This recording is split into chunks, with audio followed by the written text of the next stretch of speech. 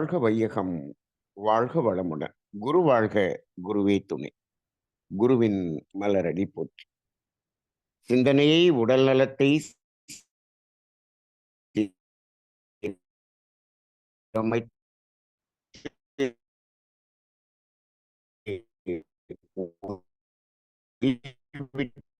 குருவே புகழ்.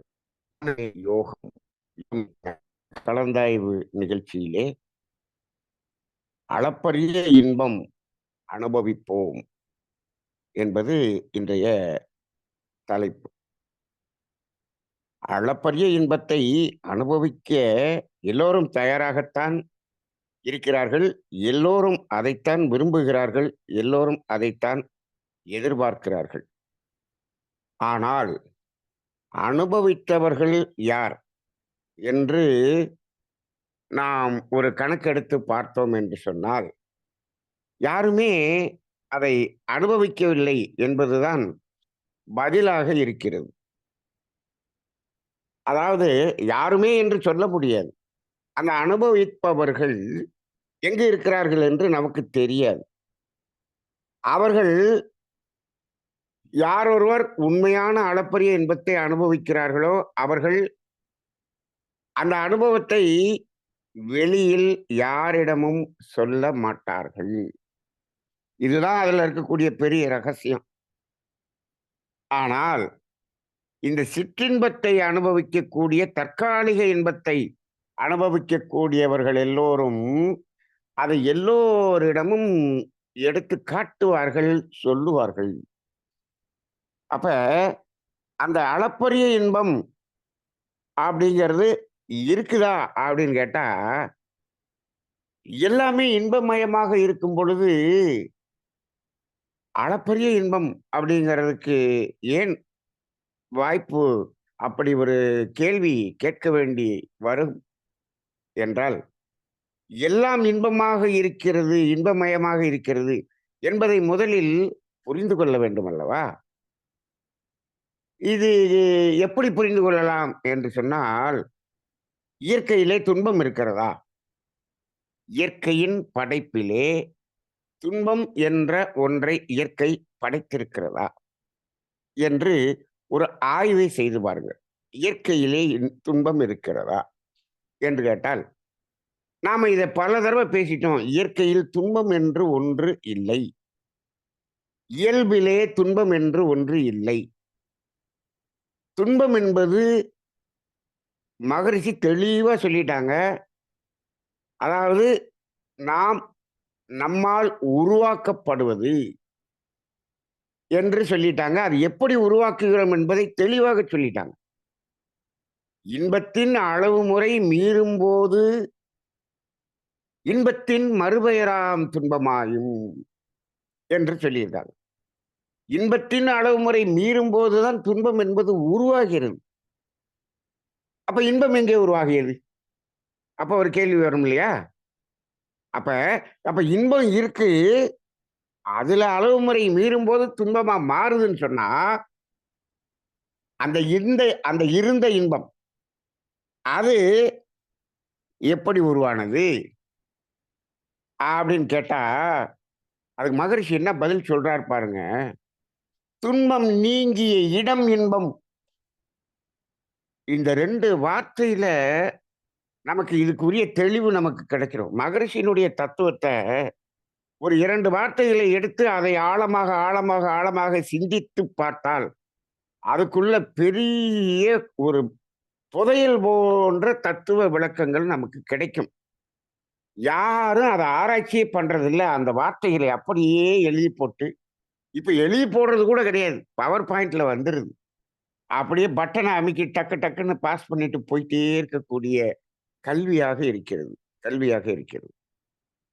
அப்ப இதுல பாருங்க, இன்பம் பெருகிட துன்பம். அளவுமுறை மீறும்போது. சரி. துன்பம் நீங்கிய இடம் இன்பம். இப்ப பாருங்க, துன்பம் நீங்கிய இடத்துல இன்பம் அப்படின்னு சொன்னா, அது அப்படியே இருக்கு. இருக்கு. அப்ப இப்போ ஆ ஒரு திரைய வச்சு மூடிட்டோம்னா, வெளியில இருக்கக்கூடிய இயற்கை காட்சி தெரியல.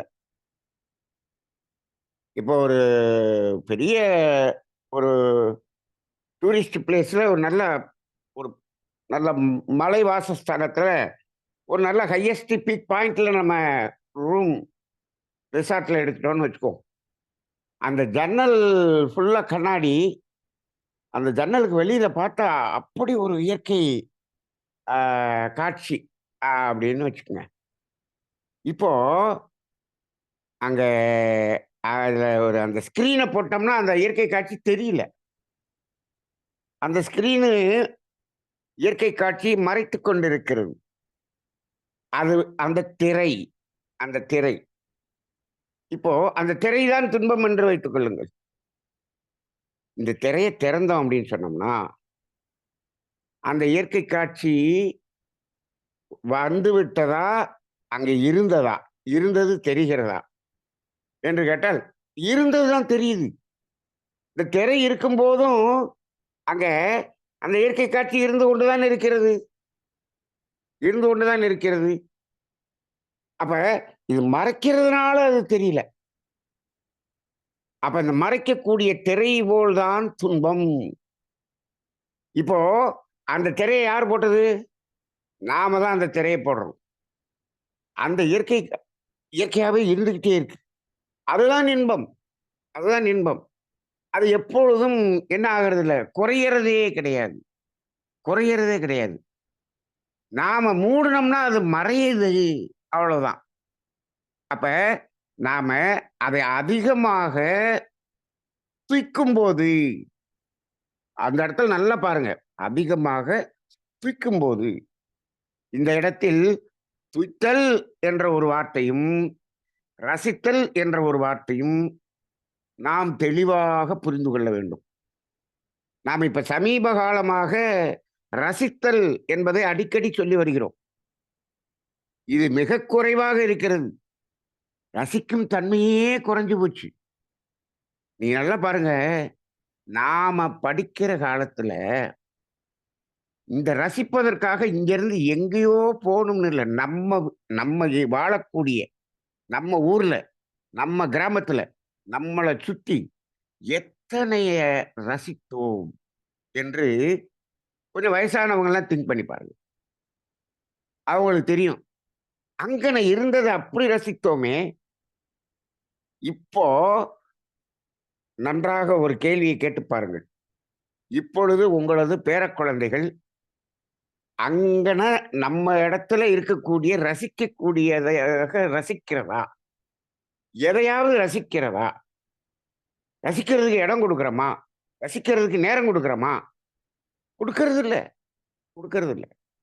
இப்ப என்ன பண்றோம்? படிப்பிலேயே ஓவர்லோடு அப்படி ஆக்கிட்டோம். ரசித்தல் என்பதற்கே இல்ல. சாதாரணமா விளையாடுறதுங்கிறதே ஒரு ரசித்தல் இருக்கும். லீவுல ஒரு ரசித்தல் என்பது இருக்கும். இப்ப லீவ்லயும் ஸ்பெஷல் கிளாஸ் வச்சு ஒரே வொர்க் டென்ஷன் அப்படிங்கிற மாரி, இவங்க படிப்பிலேயே ஒரு டென்ஷன் அப்படிங்கிற நிலைமைக்கு போயிடுச்சு. அந்த ரசித்தல் என்பது குழந்தை பருவத்திலேயே இல்லாமல் போய்விட்டதாக ஆகிவிட்டது. அப்புறம் எப்படி இவங்க வயசான பிறகு ரசித்தல் என்பதற்கு வருவாங்க? இப்போ மனித வாழ்க்கையில் துய்த்தல் என்பது ஒன்று இருக்கிறது. ரசித்தல் என்பது ஒன்று இருக்கிறது. இந்த 2மே வேணும். 2மே வேணும். இப்ப என்ன பண்ணிட்டோம்? துய்த்தல் என்பது 100% ரசித்தல் என்பது 0% என்று ஆக்கிவிட்டோம். இது எப்படி இருந்திருக்கணும்? எப்படி இருக்கணும்? இயற்கை அமைப்புல அப்படின்னா, துய்த்தல் என்பது ஒரு 20% இருந்தால் போதும். அதுவே அதிகம் தான். 80% ரசித்தல் என்பது வேண்டும். இப்ப ரசித்தல் என்பது இல்லையே! இல்லையே! அப்ப இந்த 2 வார்த்தைகள் மிக, மிக முக்கியமான வார்த்தைகளாக இருக்கிறது. ஏன் அப்படின்னா, அந்த இன்பம் என்பது இயல்பாக இருந்து கொண்டே இருக்கிறது. அப்படி இருந்து கொண்டே இருக்கக்கூடியது அப்படிங்கிறத, ரசித்தல் அப்படிங்கிறது ரசித்துக் கொண்டே இருக்கலாம். அப்ப இந்த இடத்துல இந்த 2 வார்த்தையும் ஏன் நம்ம புரிஞ்சுக்கணும்னு நெனைக்கிறோம்னா, இந்த துய்த்தல் என்பதில் அளவு முறை மீறினால் அது துன்பம். ரசித்தல் என்பதில் எவ்வளவு ரசித்தாலும் அது துன்பம் இல்லை. இல்லை. இந்த இடத்த தான் நம்ம புரிஞ்சுக்கணும். அப்ப துன்பமாக மாறக்கூடியதை நம்ம என்ன பண்றோம்? அதிகமாக செய்து துன்பமாக ஆக்கிக் கொள்ளுகிறோம். அப்ப ஏன் அப்படின்னா, துய்த்தலில் தான் இன்பம் இருக்கிறது. துய்ப்பதற்கு கொடுக்கப்பட்ட, எடுக்கப்பட்ட அந்த பொருளில் தான் இன்பம் இருக்கிறது என்ற ஒரே ஒரு மயக்கம். ஒரே ஒரு மயக்கம். அப்ப இப்ப பாருங்க, அந்த துய்ப்பதற்கு துய்ப்பது என்பது இன்பத்தை காண்பதற்காக, திரைய திறக்கிறது. அப்ப இன்பத்தை காண்பதற்காகத்தான் அத திறக்கிறோம். இப்போ திரைய திறந்த உடனே அந்த இயற்கை காட்சி தெரியுதுல்ல? இப்போ அந்த இயற்கை காட்சியை நமக்கு காட்டியது அந்த திரையா? அந்த திரை விலகுன உடனே நமக்கு உள்ள இருக்கக்கூடிய இயற்கையில இருக்கக்கூடிய காட்சி தான் தெரிஞ்சது. இந்த திரை நமக்கு காட்டவே இல்லை. இந்த திரை தான் எனக்கு காட்டுச்சு அப்படின்னு சொன்னா, அது எப்படி ஒரு மாயை? அப்ப அதுபோல இந்த துய்த்தல் என்பது அந்த இயற்கை துன்பத்தை போக்குவதற்காக. ஏன் போக்க வேண்டும்? துன்பம் நீங்கிய இடம் இன்பம். அதானே! துன்பம் நீங்கிய இடம் இன்பம். அப்ப அதற்காக நாம் என்ன பண்றோம்? இந்த துய்த்தல் என்பதை ஈடுபடுகிறோம். அப்ப அப்ப துய்த்தல் என்பது மிக குறைந்த அளவு இருந்தால் போதும். அதாவது மனிதனுடைய தேவை பூர்த்தியாக வேண்டியது என்பதற்கு, அவனுடைய தேவை என்பது மிக மிக மிக குறைவு. இப்பொழுதெல்லாம் பல பேர் அவர் தேவைக்கு மேல் 100 மடங்கு பொருள் ஈட்டுகிறார்கள். அப்ப என்ன ஆகும்? அப்ப ஈட்டிய பொருளை தூக்கணும் அளவு முறை மீறி. அப்ப துன்பமாக மாற்ற வேண்டும். இப்ப நிறைய தேவைக்கு மேல் வருமானம் வந்தால், அங்கு துய்த்தல் என்பதன் மூலமாக துன்பமாக மாற்றக்கூடிய நிகழ்வு நடந்து கொண்டுதான் இருக்கிறது. அப்ப அப்ப இந்த துன்பத்தை சரி பண்றதுக்கு அப்புறம் மருத்துவம் செய்யக்கூடிய செலவு. அப்ப இதை செய்து, அதை செய்து இப்படியே மீண்டும் அந்த பொருளை பெருக்கி இதே வாழ்க்கை தான் ஓடுகிறது. மரணம் வந்து விடுகிறது. அவர் வாழ்க்கையில இன்பமாவே இல்ல. நாங்க இன்பமாவே இல்ல. நீங்க என்னடான்னா அளப்பரிய இன்பத்தை அனுபவிக்கலாம் வாங்கன்னு சொல்றீங்க. எப்படி? ஒண்ணுமே இல்ல. இந்த தத்துவத்தை புரிந்து கொண்டால் போதும். இந்த தத்துவத்தை புரிந்து கொண்டால் போதும். அப்ப வேதாத்திரி மகரிஷியினுடைய இந்த வேதாத்திரியத்துல அப்ப இந்த தேவைகள்னா என்ன? தேவை என்பதற்கு நமக்கு என்ன பொருள் வேண்டும்? எவ்வளவு வேண்டும்? என்ன இருக்கிறது நம்மிடம்? இத ஒரு ஒரு அப்படியே ஒரு அனலைஸ் பண்ணி ஒரு கணக்கு எடுத்து பார்த்துட்டோம் அப்படின்னு சொன்னோம்னா, அடேங்கப்பா! இவ்வளவு இருக்கிறதே! அப்ப என்ன பண்ணலாம்? அப்ப அடுத்து ரசித்தல் என்பதற்கு போலாம் அப்படிங்கிற ஒரு துணிவு வந்துவிடும். வந்துவிடும்.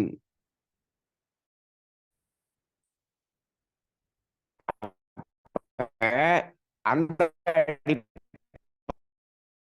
அடிப்படையில நம்ம சொல்றாங்க. நீ ஏன் துன்பமா மாத்திராத. அவ்வளவுதான். அப்ப மிச்சம் இருக்க சாமி என்ன பண்றது? மிச்சம் இருக்க சாமி என்ன பண்றதுன்னா, ஏற்கனவே இந்த தத்துவமெல்லாம் தெரியாமல் நீ செய்த பாவ வினைகள், உங்க முன்னோர்கள் உனக்கு கொடுத்த பாவ வினைகள், அதனால் வரவேண்டிய துன்பமெல்லாம் இருக்குல்ல, அதெல்லாம் அத வரவிடாம தடுக்கணும் அல்லவா? அதற்கு பயன்படுத்திக் கொள். எவ்வளவு அற்புதமான வாழ்க்கை தத்துவம். இவ்வளவு போதுங்க. இந்த ஒரு தெளிவு இருந்துச்சுன்னா போதும். வாழ்க்கையில போதும். அப்ப பொருளும் தேவையற்று செய்கிறோம். அப்ப துன்பமாக மாற்றவில்லை. ஏற்கனவே துன்பமாக வரவேண்டிய பதிவு இருக்கிறதே, அதை அழிப்பதற்கு நாம் என்ன பண்றோம்? மீதமுள்ள பணத்தை ஈகையாக, தொண்டாக மாற்றுகிறோம். அப்ப அதுவும் செயலிழந்து விடுகிறது. அப்ப என்ன இருக்கும்? என்ன இருக்கும்? அளப்பரிய இன்பம் ஆட்டோமேட்டிக்கா இருக்கும். எங்க இருக்கும்? உங்க வீடு முழுதும் அளப்பரிய இன்பமா இருக்கும். ஓ! அப்படி யாராவது இருந்தாங்கன்னா சொல்லுங்க. அவங்க வீட்டுக்கு போனோம்னா நமக்கு அளப்பரிய இன்பம் வரும். அப்படியெல்லாம் ஒண்ணும் வராதுங்க. எப்படி நீங்க அந்த வீட்டுக்குள்ள போனா வருமா? அந்த வீட்டுக்குள்ளேயா இருக்கு? அந்த வீட்டுக்குள்ளேயா இருக்கு அளப்பரிய இன்பம். உங்க வீட்டுக்குள்ளேயும் அளப்பரிய இன்பம் இருக்குது. நம்ம என்ன நினைக்கிறோம், இப்படி யாராவது ஒருத்தர் இருந்தாங்கன்னா, ஓ! அந்த வீட்ல தான் அளப்பரிய இன்பம் இருக்கும் போல இருக்குன்னு அந்த வீட்டுக்கு போலாம். இல்லை. எல்லார் வீட்டுக்குள்ளேயும் அளப்பரிய இன்பம் இருக்கு. எல்லாருக்குள்ளயும் அளப்பரிய இன்பம் இருக்கு. இப்ப நம்ம செய்ய வேண்டியது என்ன? நாம அந்த துன்பம் நீங்கிய இடம், அதை நீக்குவதான். துன்பம் நீங்கிய இடம் என்பம் என்று சொல்லும் பொழுது, அந்த துன்பம் வருவதற்கான பதிவு நீங்கினாலும் அங்க இன்பம். அதானே? அப்ப ஒரு 2டே 2 இடம் தான். இப்ப நம்ம இரண்டொழுக்க பண்பாட்ட இப்ப இப்ப இந்த இடத்துல இப்படி பொருத்தி பாருங்க. ஒரு முதல் ஒழுக்கம் என்ன சொல்லுது? யாருடைய உடலுக்கும், மனதுக்கும் துன்பம் கொடுக்க மாட்டேன். இந்த முதல் ஒழுக்கத்த எப்படி என்ன பண்றதுன்னா, துய்த்தலின் மூலமாக துன்பமாக மாற்ற மாட்டேன். அளவு முறை மீற மாட்டேன். அதான் முதல் ஒழுக்கம்னு வச்சுக்கங்க. 2வது ஒழுக்கம் என்ன? அப்ப நம்ம துன்பமா மாத்தல. அப்ப நமக்கு துன்பம் வராதுல்ல? இல்லையே! கர்ம வினையிலிருந்து துன்பம் வருமே! அப்ப என்ன பண்றது? துன்பப்படும் உயிர்களுக்கு என்னால் முடிந்த உதவியை செய்யுங்கள்.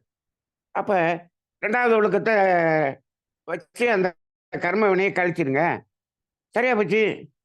அப்ப என்னாச்சு? துன்பமா மாற்றவும் இல்ல, வர்ற துன்பத்தை என்ன பண்ணிட்டோம்? அதையும் நிறுத்தி விட்டோம். அப்ப என்ன இருக்கும்? அப்ப அளப்பரிய இன்பம் தான் இருக்கும். சரி. இப்போ நம்ம ரசித்தல் என்று சொன்னோம். துய்த்தல் என்று ஒன்று சொன்னோம். இப்போ நல்லா பாருங்க இப்ப. ஒரு மனிதன் வாழ்க்கையை சுகமாக வைத்துக் கொள்கிறானா? சுமையாக வைத்துக் கொள்கிறானா? என்று பார்த்தால், இப்போ வாழ்க்கையில பொதுவாக மனிதன் நிகழ்காலத்தில் வாழ்வதில்லை.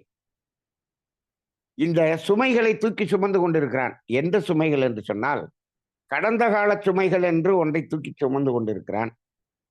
எதிர்கால சுமைகள் என்று ஒன்றை தூக்கி சுமந்து கொண்டிருக்கிறான். இது 2யும் நான் சுமை என்று சொல்லுகிறேன். இப்ப இந்த கடந்த காலத்திலும், எதிர்காலத்திலும் சுகம் என்று ஏதாவது இருக்கிறதா? என்று ஒரு சிந்தனை செய்து பாருங்கள். இது 2மே சுமையா? சுகம் என்று ஏதாவது இருக்கிறதா? என்று பார்த்தால், எதிர்காலம் என்பது முழுக்க, முழுக்க, முழுக்க சுமையாக மட்டுமே இருக்கும். 100% சுமையாக மட்டுமே இருக்கும். எதிர்காலத்தில வந்து நாம கற்பனை செய்து சுகமாக மாற்ற முடியுமான்னா முடியாது. ஆனா நீங்க அப்படியே கற்பனையில இப்படி நடந்து, அப்படி நடந்து, இப்படி நடந்து அப்படின்னு ஒரு சுகமான அனுபவத்த நீங்க நினைச்சுட்டு நினைக்கும் போதே என்ன ஆயிரும்னா, அது நடந்தா நடக்காம போச்சுன்னா அப்படின்னு ஒரு ஒரு கொஸ்டின் மார்க் வந்துரும் எதிர்காலத்துல. ஏன்னா, அதுக்கு நிச்சயம் கிடையாது. நடக்கணும்னு நிச்சயம் கிடையாது. அப்ப அது ஒரு கொஸ்டின் மார்க்கா தான் இருக்கும். இப்போ ட்ரெயின்ல டிக்கெட் புக் பண்ணணும்னு பார்க்குறோம். இன்னும் 1 மாசம் கழிச்சு ட்ரெயின்ல டிக்கெட் புக் பண்ணணும்னு பார்க்குறோம். என்ன சரி மதுரை டூ சென்னை. அது வெயிட்டிங் லிஸ்ட் 40ல இருக்கு. பாண்டியன் எக்ஸ்பிரஸ். Waiting list 40. அப்ப டிக்கெட் தீர்ந்து போச்சு. வெயிட்டிங் லிஸ்ட் ஆயிப்போச்சு இல்லையா? டிக்கெட் தீர்ந்து போச்சுல்ல. பரவால்ல. நான் 40 வெயிட்டிங் லிஸ்ட்டு. டிக்கெட் குடுங்கன்னு காசு குடுத்து வாங்குறோம். எந்த தைரியத்தில வாங்குனீங்க? எந்த தைரியத்தில அந்த 40 வெயிட்டிங் லிஸ்ட்ட போய் வாங்குனோம்? என்னங்க டிக்கெட் இல்லாததுக்கு போய் காச குடுத்து டிக்கெட் வாங்கிட்டு இருக்கீங்க? அப்படின்னு கேட்டா, ஒரு நம்பிக்கை தான். என்ன நம்பிக்கை? அப்படின்னா, இந்த நெறைய பேர் டிக்கெட் வாங்கி வச்சிருக்கானே, அந்த தேதிக்கு. சென்னைக்கு போறதுக்கு டிக்கெட் வாங்கி வச்சிருக்கிறான். அவன் எல்லாம் இத்தனாம் தேதி சென்னைக்கு போப்போறோம் அப்படின்னு சொல்லிட்டு, அப்படியே ஒரு சுகமான அந்த சுகத்துல இருக்கான். எதிர்கால சுகம். ஆனா என்ன ஆயிருது? 40 பேர் டிக்கெட்ட கேன்சல் பண்ணான்னா நமக்கு கன்ஃபார்ம் ஆயிருது. இப்படி கன்ஃபார்ம் ஆகும்னு நம்பிக்கை நமக்கு. ஏன்? இதுல 40, 50 பேர் கேன்சல் பண்ணுவான் அப்படின்னு ஒரு நம்பிக்கை வருதா? அவன் அத சுகமாக நினைச்சு தான் பண்ணுனான். ஆனா அவனுக்கு கேன்சல் ஆயிடுச்சா? ஏன்? திடீர்னு ஏதோ ஒரு பிரச்சனை, திடீர்னு இது போ முடியாம ஆயிப்போச்சு, திடீர்னு அப்படி ஆயிருச்சு, திடீர்னு இப்படி ஆயிருச்சு. அப்ப நாம டிக்கெட்ட புக் பண்றது எதிர்காலம். ஆனால் அதுல போவோமா, போக மாட்டோமா, கேன்சல் பண்ணுவோமா? தெரியாது. நம்ம கேன்சல் பண்ணோம்னா வேற ஒருத்தனுடைய வெயிட்டிங் லிஸ்ட் கன்ஃபார்ம் ஆகுது. அவன் கேன்சல் பண்ணா நமக்கு கன்ஃபார்ம் ஆகுது. அப்ப இந்த எதிர்காலம் என்பதை வைத்துக்கொண்டு சுகமாக இருக்கணும்னா முடியாது. இன்னொன்னு, இந்த எதிர்காலத்துல சுகமாக இருக்கக்கூடியதை நீங்கள் கற்பனை செய்தாலும், அது எதிர்பார்ப்பின் அடிப்படையில் வரக்கூடியதாக இருக்கிறது. அது ஒரு எதிர்பார்ப்பு தான். எதிர்காலம் என்றால் ஒரு எதிர்பார்ப்பு தான். ஆனால் கடந்த காலம் என்று வைத்துக் கொள்ளுங்கள். கடந்த கால சுமைகள் இருக்கிறது அல்லவா? அதுல சுமைகள் மட்டும் இருக்கிறதா? சுகமும் இருக்கிறதா? சிந்தித்து பாருங்கள். கொஞ்சம் வயசானவங்களுக்கெல்லாம் நீங்க சிந்திச்சு பாருங்க. உங்களுக்கு கடந்த காலத்தில் சுமைகளும் இருக்கும், சுகங்களும் இருக்கும். சுகங்களும் இருக்கும். எப்படி? எதையெல்லாம் நீங்கள் துய்த்தீர்களோ, அதெல்லாம் இப்பொழுது நீங்கள் நினைத்தீர்கள் என்றினால் சுமையாக மாறிவிடும். தூய்க்கக்கூடிய பொருள்கள் எல்லாமே என்ன ஆயிரும்? இப்ப அது இல்லைன்னு சொன்னோம்னா உங்களுக்கு சுமையாயிரும். ஒரு துய்த்ததை நீங்கள் நினைத்தீர்கள் என்று சொன்னால், இப்பொழுது தூய்க்க வேண்டும் என்று தோன்றும். சுமையாக மாறிவிடும். அப்ப துய்த்தலாக இருந்த அனுபவங்கள் எல்லாம் சுமையாகத்தான் இருக்கும். ஆனால் கடந்த காலத்தில் ரசித்தல் என்ற அனுபவம் இருக்கிறதா என்று பாருங்கள். இது ரசித்தவர்களுக்கு மட்டும்தான் பொருந்தும். மற்றவர்களுக்கு பொருந்தாது. அப்ப ரசித்த அனுபவம் என்று இருக்கு. அது நடந்தது. நடந்து கன்ஃபார்ம்டா நடந்தது. இப்ப எதிர்காலம்னா நடக்காதது. இப்ப கடந்த காலத்துல ரசித்தல் என்பது நடந்தது. இப்போ அந்த ரசித்தல் என்பதை இப்பொழுது நினைத்து பாருங்கள். நினைத்து பாருங்கள். எப்படி இருக்கிறது? இப்பொழுதும் ரசிக்க முடிகிறதா என்று பாருங்கள். ரசிக்க முடிகிறது. ரசிக்க முடிகிறது. ஒரு இடத்தை ரசித்தோம். இப்போ அதை நினைத்து பார்த்து அப்படியே நிறைய இடத்துல அந்த ரசித்தல் அப்படிங்கிறத இப்ப நினைச்சு அந்த இடத்துக்கு போகாமயே சிரிப்போம். நீங்க உங்களுக்குள்ளேயே சிரிச்சுக்குவீங்க. என்ன செஞ்சீங்க? ஏன் சிரிச்சீங்க? அந்த செந்தில் கிட்ட கவுண்டமணி கேட்பாரு. எதுக்குடா சிரிச்ச? உலகத்தை நினைச்சேன், சிரிச்சேன் அப்படின்னா. அப்ப நம்ம கடந்த காலத்தில் ரசித்ததை நினைத்தோம், சிரித்தோம். தானால சிரிப்பு வருது. இப்ப அந்த இடத்துக்கு போனாதான் சிரிப்பு வருதா? இல்லையே. இல்ல. இப்ப திருப்பி அந்த இடத்துக்கு போகணும் அப்படின்னு ஏதாவது தோணுதா? இல்ல. ஏன்? அந்த ரசிக்கக்கூடிய இடம் நீங்கள் விலை கொடுத்து வாங்க முடியாத இடம். அது இறைவனுடையது. அது இயற்கையினுடையது. அது யாருக்கும் சொந்தமில்லாதது. அதைத்தான் ரசித்திருக்கிறோம். அப்படியே ஒரு அழகான கடலை ரசிச்சோம். அழகான பீச்சில குளிச்சோம். இப்ப நினைச்சு பாருங்க. அந்த குளிக்கக்கூடியதை இப்பயும் குளிக்கிற மாதிரி அந்த ஒரு ஃபீல் இருக்கும்.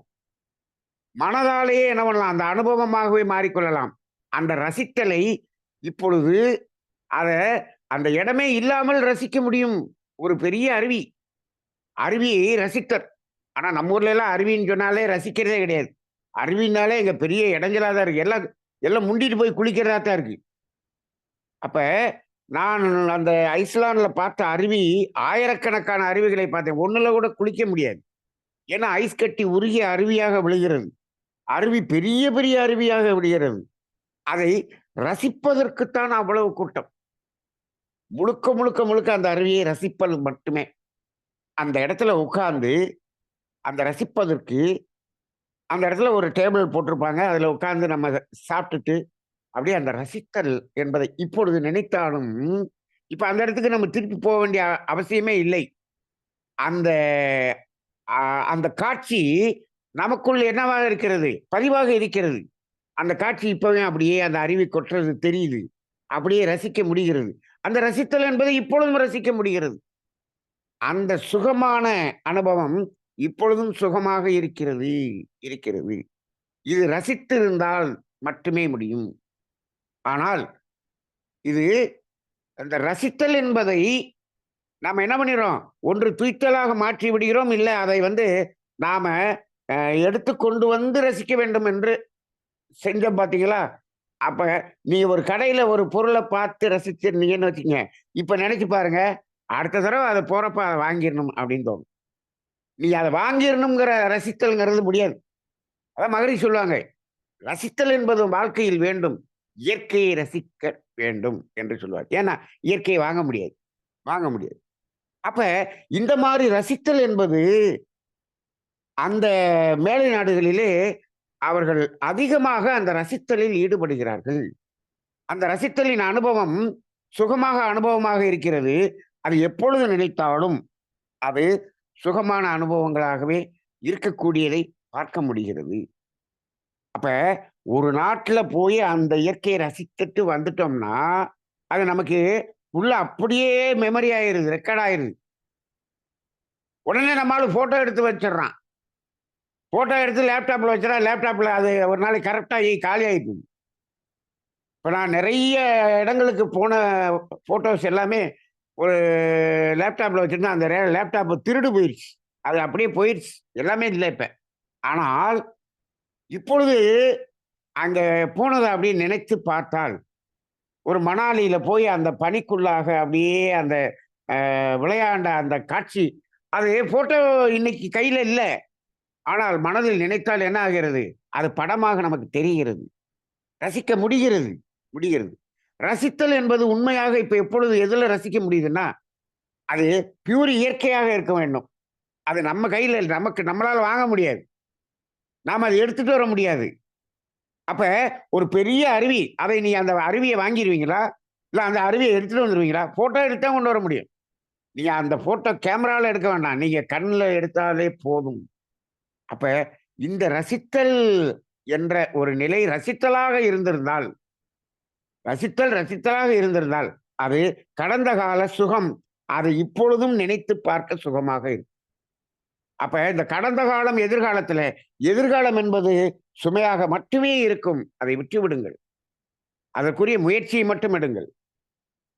ஆனால் கடந்த காலத்தில் இருக்கக்கூடிய சுமைகளை விட்டு விடுங்கள். அந்த சுகங்களை நினைத்து பார்த்து என்ன பண்ண நிம்மதி நாடு ஒரு பாட்டுல வரும். நினைத்து பார்த்து நிம்மதி நாடு. மயக்கமா கலக்கமா பாட்டுல வரும். நினைத்து பார்த்து நிம்மதி நாடு அப்படின்னு அந்த மாரி. அது இது சுகமான அனுபவமாகவே இருக்கக்கூடியதை பார்க்கிறோம். ஆக அ மனித வாழ்க்கையில் துன்பத்தை துன்பம் நீங்கிய இடம் இன்பமாக இருக்கிறது. துன்பமாக மாற்றாமல் நிறுத்தினால் அது இன்பமாக இருக்கிறது. எல்லாமே இன்பமயமாகவே இருக்கிறது. அப்ப மனிதன் எவ்வளவு இன்பம், அளப்பரிய இன்பம் அனைத்து மனிதனும் வாழ முடியும். என்ன சார் நீங்க 850 கோடி மனிதனும் அளப்பரிய இன்பத்துல வாழ முடியுமா? முடியும். எப்பொழுது முடியும்? ஒன்றே ஒன்றுதான். இந்த துன்பம் என்பதை நாம் உருவாக்குகிறோம் என்ற தத்துவம் தெரிய வேண்டும். இதுதான் எனது தேவை. இதுதான் இயற்கை துன்பம். இயற்கை துன்பத்தை போக்க இது போதும். இந்த 2 தெரிந்தால் போதும். அளப்பரிய இன்பத்தை அனைவரும் அனுபவிக்கலாம். 850 கோடி மக்களும் அனுபவிக்கலாம். ஆனால் இதை புரிந்து கொள்வதற்கு அவர்கள் தயாராக இருக்க வேண்டும். இதை புரிய வைக்க வேண்டும். எப்பொழுது இதெல்லாம் புரிய வைப்பது? அது ஆகாத காரியம். சரி, இப்பொழுது இதை கேட்டுக்கொண்டிருப்பவர்கள் அளப்பரிய இன்பத்தை அனுபவிக்க தயாரா? தயாரா? ரைட். இப்பொழுது இந்த 7:30 மணி முடிஞ்சிருச்சு. முடிஞ்சோனே சாப்பிட போறோம். பசி இருந்தால் சாப்பிடுங்க. இயற்கை துன்பம் இருந்தால் சாப்பிடுங்க. இயற்கை துன்பம் நீங்கிற அளவுக்கு சாப்பிடுங்க. சாப்பிட்டு முடிச்சுட்டு அப்படியே போய் அப்படியே ஒரு சேர்ல இல்லாட்டி சோஃபால உட்கார்ந்து கடந்த காலத்தில் இருந்த அந்த ரசித்தலை நினைத்து பார்த்து அத நீங்க அனுபவிச்சு பாருங்க. எப்படி இருக்கிறது என்று பாருங்க. ஆக இப்போ நம்ம கடந்த காலத்தில் ரசித்தல் என்பது இப்பொழுது யார்ட்டயுமே நிறைய பேர்ட்ட இல்ல. இல்ல. அப்ப இதை நினைத்து பார்ப்பதற்கே எங்கள்ட்ட ஒண்ணுமே பிளாஷ்பேக்ல ஒண்ணும் ரசித்தலே இல்லையே! அப்படின்னா அதாவது கொஞ்சம் வயசானவங்களுக்கு நிச்சயமாக இருக்கும். இப்பொழுது இருக்கிறவர்களுக்கெல்லாம் ரசிக்கவே விடுவதில்லை. யார் நீங்க தான் விடல. இப்போ உங்க பிள்ளைகளுக்கெல்லாம் ஏன் இல்ல நீங்க ரசிக்க விடலையே! என்ன பண்ணீங்க? மார்க் வாங்கு, மார்க் வாங்கு, மார்க் வாங்கு, பணம் சம்பாரி, பணம் சம்பாரி, பணம் சம்பாரி. ரசிக்கிறதெல்லாம் வேண்டவே வேண்டாம். வேண்டாம். அப்படிதான் இருக்கிறோம். நாம வய வயசானவங்க பாருங்க, சின்ன பிள்ளையில ஒரு சினிமா பார்த்தத, ஏதாவது ஒரு சினிமா படத்த நீங்க போய் எப்படி பார்த்தீங்கங்கிறத ரசிச்சு பாருங்க. இப்பயும் ரசிச்ச மாரி இருக்கும். அதக்கூட ரசிச்சு பார்க்கக்கூடிய ஒரு நிலை இருக்கிறது. இப்ப ரசிச்சு பார்க்குறானா? இப்ப இன்னைக்கு படம் பார்க்குறான். ரசிக்கிற மாரி படம் இல்ல. ஆனா அவன் அப்படி ரசிச்சு பார்க்குறானான்னு இல்ல. எதிர்பார்ப்புகளை அதிகமாக்கி விட்டோம். அங்க ரசிக்கவே முடியாத அளவுக்கு ஆக்கிட்டோம். எல்லாத்தையுமே பெற வேண்டும். எல்லாத்தையுமே வாங்க வேண்டும். இதை அடைய வேண்டும், அடைய வேண்டும் என்ற ஒரு வெறியை உண்டு பண்ணி விட்டோம். அப்ப ரசித்தல் என்பதே இன்றைய சமுதாயத்துக்கு இல்லாமல் ஆகிவிட்டது ஆகிவிட்டது. அப்ப நாம நம்மளுடைய அந்த கடந்த காலத்தை நினைத்து பார்த்து அந்த ரசித்தல் என்பதை செய்யுங்கள். இப்பொழுதும் எந்த எதிர்பார்ப்பும் இல்லாமல் ரசித்தல் என்ற ஒரு நிலையில் உங்களது குழந்தைகளை, பேரக்குழந்தைகளை, அ உங்களது குடும்ப உறுப்பினர்களை அழைத்துச் சென்று பியூர் ரசித்தல் என்பது இருக்க வேண்டும். அங்க போயி இப்ப போற இடத்துலயும் அத திங்கலாமா, இத திங்கலாமா, அத திங்கலாமா, இத திங்கலாமா. இப்படிதான் போறாங்க. ரசித்தல் என்பதற்கு போறதில்லை. அதை ஒரு முறை ரசித்து பாருங்கள். அதை மீண்டும் நினைவுபடுத்தி ருசித்து பாருங்கள். அது ஒரு ஆனந்த அனுபவமாக இருக்கும். அளப்பரிய இன்பம் அனைவரும் அனுபவிக்க முடியும் என்று இறைவன் சொல்லுகிறான். ஆனால் மனிதன் அளப்பரிய இன்பத்தை நாங்கள் ரசிக்கவே மாட்டோம். நாங்கள் துன்பமாக மாற்றி துன்பத்தைத்தான் நாங்கள் ஆ உணர்ந்து கொண்டு அதில் தான் வாழ்ந்து கொண்டிருப்போம் என்று பிடிவாதமாக இருந்தால் ஒன்றும் செய்ய முடியாது. இறைவன் நான் செய்ய வேண்டியது நான் கொடுக்க வேண்டியத குடுத்துட்டேன். நீ அத துன்பமா தான் மாத்தி அனுபவிப்பேன்னா, அது உன்னுடைய கர்ம வினை. அத அப்பப்பா நிம்மதி, நிம்மதி உங்கள் சாய்ஸ் என்று இறைவன் சொல்லிவிட்டான். வாழ்க வளமுடன்.